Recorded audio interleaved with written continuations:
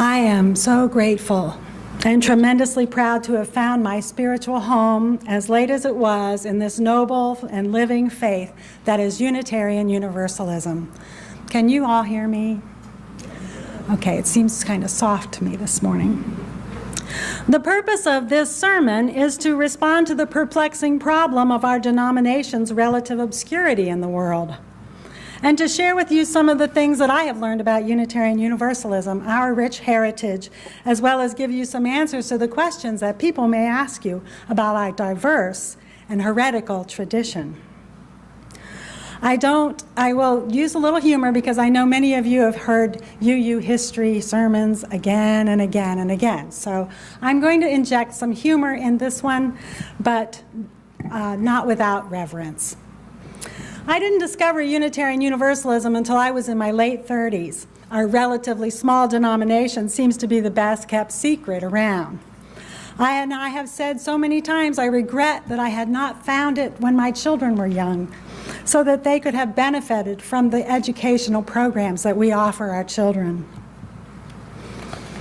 And I regret that I felt like a spiritual outcast for so many years, a misfit, after deciding that the religion of my childhood, Christian Science, was too rigid for me, never ever knowing that there was indeed a church community where I would fit in and where I'd be welcomed and valued just as I am.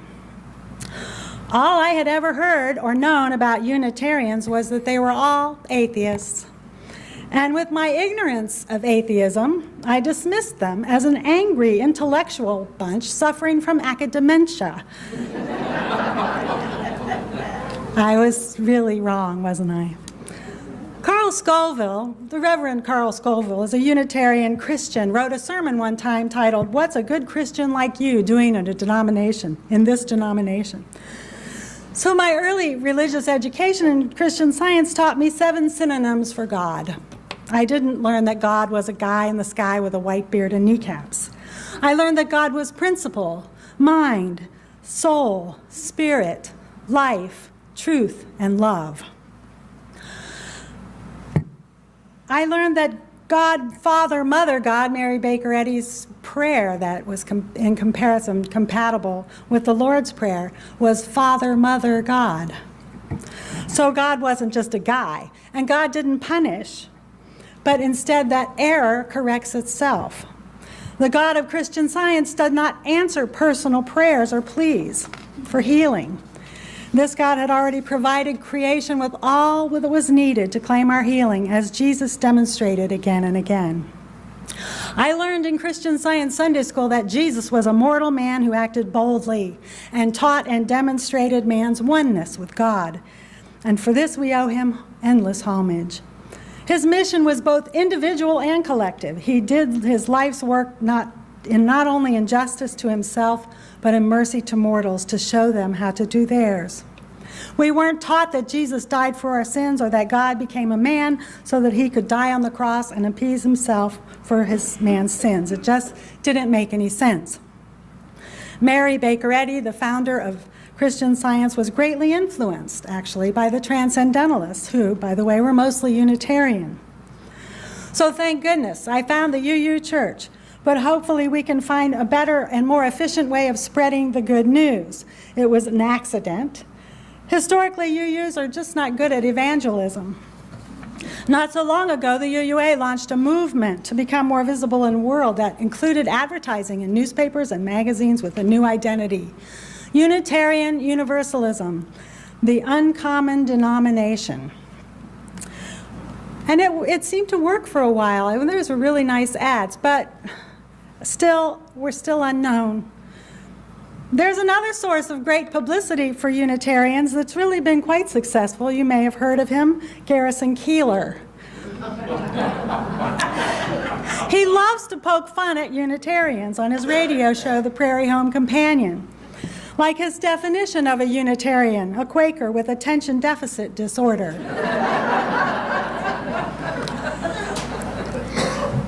Methodists are just Unitarians trying to pass as Christians, he says. And there's another one. Once upon a time, a Unitarian died in a small town that had no UU church. The family asked the local Methodist church to perform the funeral services. The minister, unsure about the request, decided he best get permission from his bishop to bury the Unitarian. And the bishop's answer came back promptly. Permission granted, bury all the Unitarians you can.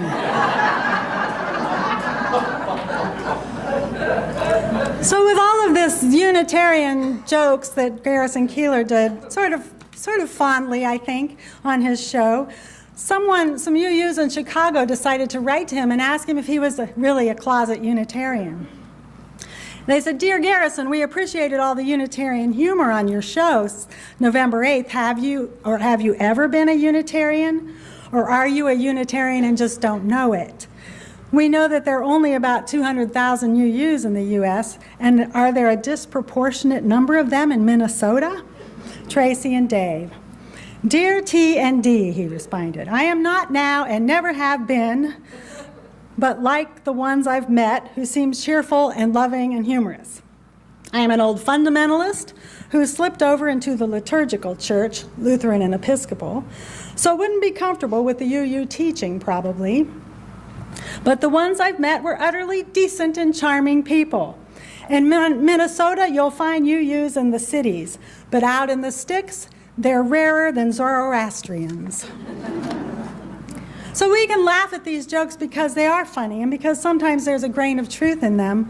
But in all seriousness, people telling these jokes really don't know a whole lot about Unitarian Universalism. They don't really know about our rich heritage. As a matter of fact, few people do. A very common assumption that I found is that we are a very new religion, sort of a new age religion that sprung out of nowhere. And it's often confused with the Unity Church. So I decided to do a sermon that will help you explain that to your friends and when you evangelize all week long next week. So this is a great book, if you haven't seen it, from 100 questions that non-members ask about Unitarian Universalism. What is the history of Unitarian Universalism? Contemporary Unitarian Universalism is an American religion which took root and flourished in New England in the 1750 to 1800 as a liberal spin-off from the Congregational Church. The two religions, the Unitarians and the Universalists, joined to form one denomination in 1961. Our origins are in Europe. And while both Unitarianism and Universalism grew out of the left wing of the Protestant Reformation during the 16th century, both took on an American flavor when they were introduced into the United States. Both religions originated in part as a protest against two Calvinist doctrines, original sin and predestination. The Unitarians, while recognizing the reality of evil, did not believe that any person was born in a total state of corruption from which they could be rescued solely at the whim of an arbitrary God. They believed that all people had the potential for both good and evil, depending on both the life they chose to live and the social environment in which they were born and raised. Unitarians were Christians who believed that people should interpret the Bible in the light of reason. Although Jesus and the Bible were central to their faith, they regarded Jesus as more of a moral and ethical teacher than a supernatural being. They did not believe in the divinity of Jesus, that he was the Son of God, but not the same as God. The term Unitarian originally meant non-Trinitarian, a belief in one unified God rather than a three-part entity. It was actually kind of a slur. When they were doing all of their battling, the Congregationalists and the Unitarians, and there was the liberal end and the conservative, finally they just looked at him and said, "Well, you're nothing but a Unitarian." And they said, "Oh," and it stuck. The term universalism originally meant that every person could be saved, as opposed to the salvation of a few whom God would select to save. Today, the term indicates really the universality of humanity and religion itself. The Unitarians and the Universalists merged in '61 to form the Unitarian Universalist Association. In today's congregations, it is common to find a variety of beliefs: humanist, agnostic, theist, atheist, liberal Christian, pagan, Buddhist, and on. So, once and for all, let us dispel the notion that as Unitarian Universalists, we have created a new utopic religion. While we are a religious institution, an association of diverse congregations and fellowships whose primary focus is responding ethically to the culture in which we find ourselves. Another question people will ask you, do we have a creed? No, we don't have a creed. Although the bylaws of our association do contain a section on purposes and principles, it is not a statement of religious creed. The UU principles are printed on the back of your order of service. So you heard about the Jehovah's Witness who became a Unitarian. He started knocking on doors for no reason at all.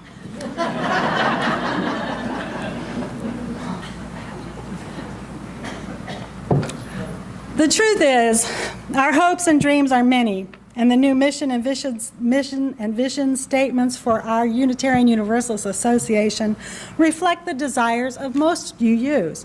A hope for a better world, to be a religious and spiritual home where families and individuals can grow spiritually, emotionally, and mentally, to live our lives fully with meaning and purpose, to share our gifts with a larger world. We share all these dreams. You will also hear from your acquaintances or co-workers, are Unitarians Christians? The answer to this varies among UUs. Unitarians and Universalists, once Protestant Christian denominations, drew away from their Christian base to embrace the principle of individual freedom of belief. Although some of our churches are liberal Christian, only about 20% of UUs consider themselves Christian. However, UU Christians would reject a literal interpretation of the accepted Christian beliefs, such as the virgin birth, the miracles of Jesus, and the physical resurrection of Christ. While UU Christians would accept a symbolic interpretation of these great events, most UUs would view Jesus as one of a number of great moral and ethical teachers. It is a common complaint that Unitarians deny the divinity of Jesus. And the response is, goodness no, we don't deny the divinity of anyone. So the next question is, do we believe in God? The joke is, and this one also may be Garrison Keillor, but I'm not sure, Unitarian Universalists address their prayers to whom it may concern. The truth is that while the perception is that UUs don't believe in God, it is more accurate to say that we do not have a single defined concept of God in which all UUs are expected to believe. Most of us do not believe in a supernatural, supreme being who can directly intervene and alter human life or the mechanisms of the world, the natural world. Many believe in the spirit of life, or a power within ourselves, the still small voice. Some choose to call that God. Do UUs believe in an afterlife? Since there is no way to be sure where we go after we die, very few, if any of us, believe in the physical existence of a place called heaven or hell. Thomas Stark King, the pastor of the San Francisco Unitarian Church at the start of the Civil War, made this comment. Both Unitarians and Universalists reject the idea of damnation. The Universalists believe that God is too good to condemn them to hell, and the Unitarians believe that they are too good to be condemned by God. Do UUs believe in a universal religion? We believe in the universality of religion, in which we recognize that all humans ask questions such as, why are we here? And what is the meaning and the purpose of my life? Realizing that all the world's great wisdom traditions seek to provide answers to these questions, we think there is much wisdom in their answers. How many Unitarian Universalists does it take to change a light bulb?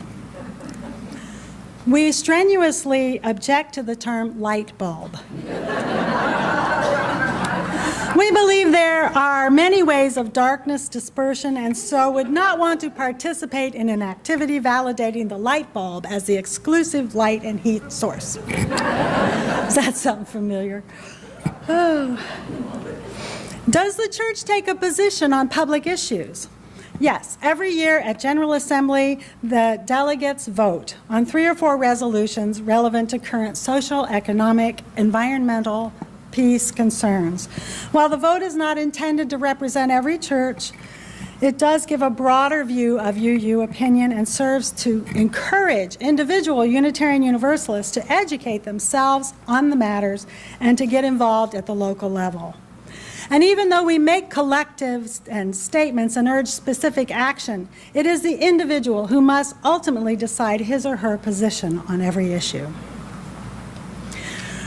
All right, a joke break. A UU minister saw a child out in front of a house in a neighborhood that she drives through on her way to church. In front of the neighborhood church with a sign that said, "Adorable Methodist kittens, free." A couple of days later, the kid posted the sign in front of a synagogue with a sign, "Adorable Jewish kittens, free." So the minister wasn't surprised the next Sunday when she is in front of the church she serves with a sign promising "Adorable Unitarian Universalist kittens." So she goes up to the child and she says, "Now really, these are adorable kittens, but I have a problem with your advertising. I see that your kittens have changed their religion every week. Why do I think I will believe that these are UU kittens all of a sudden?" "Well," said the child, "now they have their eyes open."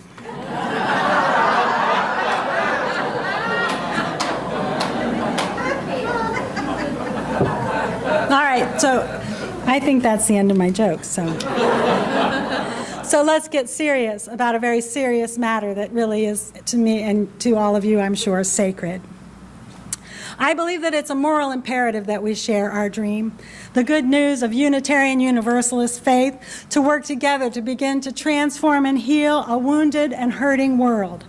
I believe that this is our obligation, that this is the legacy that we have been handed down from our rich, rich heritage. It is the wind we inherit from our courageous forebears. Yes, our eyes are open. The question is, are our hands open? Are our hearts open? Who are our courageous forebears? I found a list of about 100 well-known Unitarians and Universalists, both alive and dead. I'll share a few names with the interest of time. Some of you may recognize them, and some of you may not. First, there were 4 Unitarian United States presidents: John Adams, John Quincy Adams, Millard Fillmore, and William Taft. Thomas Jefferson and Abraham Lincoln had Unitarian leanings, although neither one specifically identified with any organized religion. We have Louisa May Alcott, Susan B. Anthony, Aidan Ballou, P.T. Barnum, Bella Bartok, Clara Barton, Alexander Graham Bell, Ray Bradbury, William Cullen Bryant, Luther Burbank, E.E. Cummings, Clarence Darrow, Charles Darwin, John Dewey, Charles Dickens, John Dietrich, Dorothea Dix, Ralph Waldo Emerson, Fanny Farmer, Benjamin Franklin, Robert Fulghum, Margaret Fuller, William Lloyd Garrison, Horace Greeley, Edward Everett Hale, Nathaniel Hawthorne, John Hayne Holmes, Oliver Wendell Holmes, Julia Ward Howe, Abner Nealon, Henry Wadsworth Longfellow, James Russell Lowell, Horace Mann, Herman Melville, John Murray, Paul Newman, Florence Nightingale, Thomas Paine, Theodore Parker, Linus Pauling, Joseph Priestley, Elliot Richardson, James Reeb, Paul Revere, Benjamin Rush, Carl Sandburg, Margaret Sanger, May Sarton, Pete Seeger, Rod Serling, Adlai Stevenson, Henry David Thoreau, Joseph Tuckerman, Kurt Vonnegut, Daniel Webster, William Carlos Williams, and Frank Lloyd Wright. Those are just a few. As you can see, our history is rich with community outreach. The social justice work, the social work movement as we know it today, can be traced to Unitarian Joseph Tuckerman. His ministry at large earned him the title, the Friend of the Poor. Universalist Dr. Benjamin Rush, signer of the Declaration of Independence, was clearly noted for clearly defining the concept of alcohol addiction. Unitarians founded the American Society for the Prevention of Cruelty to Animals. Unitarian laywoman Jane Addams found the world-famous social settlement Hull House in Chicago in 1889. Universalist Clara Barton organized the American Red Cross. Susan B. Anthony was a member of the First Unitarian Church of Rochester, New York for more than 40 years as she fought for the rights of women. While I was in seminary, I had the privilege of meeting the widow of Reverend Aaron Gilmartin. Reverend Gilmartin was active in the Workers' Defense League and was threatened with hanging for his intervention in the defense for the rights of coal miners in 1930s. Many Unitarian Universalists fought for the equal rights of blacks in America. Reverend James Reeb, a UU minister, was one of them who was murdered in Selma. A minister from this congregation stepped up and took a stand against racism. Reverend Gilmartin once gave a sermon that asked the question, what are you willing to die for? What that question is really asking is, what are you willing to live for, to devote your life to? As UUs, we find ourselves in good company. Do we merit the wind we inherit? What are we willing to live for? This is your pep talk sermon. Can we accept this tremendous responsibility? We can do that to be sure that we not only carry on the dream and share it with as many people as possible, but pass it on to our children so that they can be empowered and inspired to find not only meaning and purpose in their lives, but also to work toward a more just and fair world. I'll close with this affirmation by Scott Alexander. It speaks to the necessity and the obligation that we as UUs desperately need to become more evangelical. In a world with so much hate and violence, we need a religion that proclaims the inherent worth and dignity of every person. In a world with so much brutality and fear, we need a religion that seeks justice, equity, and compassion in human relations. In a world with so many persons abused and abandoned, we need a religion that calls us to accept one another and encourage one another to spiritual growth. In a world with so much dogmatism and falsehood, we need a religion that challenges us to a free and responsible search for truth and meaning. In a world with so much tyranny and oppression, we need a religion that affirms the right of conscience and the use of the democratic process. In a world with so much inequality and strife, we need a religion that strives toward the goal of world community with peace, justice, and liberty for all. In a world with so much environmental degradation, we need a religion that advocates respect for the interdependent web of all existence for which we are a part. In a world with so much uncertainty and despair, we need a religion that teaches our hearts to hope and our hands to serve. John Behrens wrote, "If we are not bold and caring enough to stand up in the public square and affirm what it is we believe and what dreams command our loyalty, then by default, it will be the beliefs and dreams of others that will influence and instruct the shape of our society and the lives of those around us. It takes more than words and opinions to transform the world. When we share the news with others, the good news of Unitarian Universalism, it must come from the depths of our own loyalty and commitment to our faith. This ground of Unitarian Universalism has been made sacred by the blood and the sacrifice of men and women who shared this dream of making the world a better place for all people. Some of who lived their entire lives fighting for truth, justice, and equality.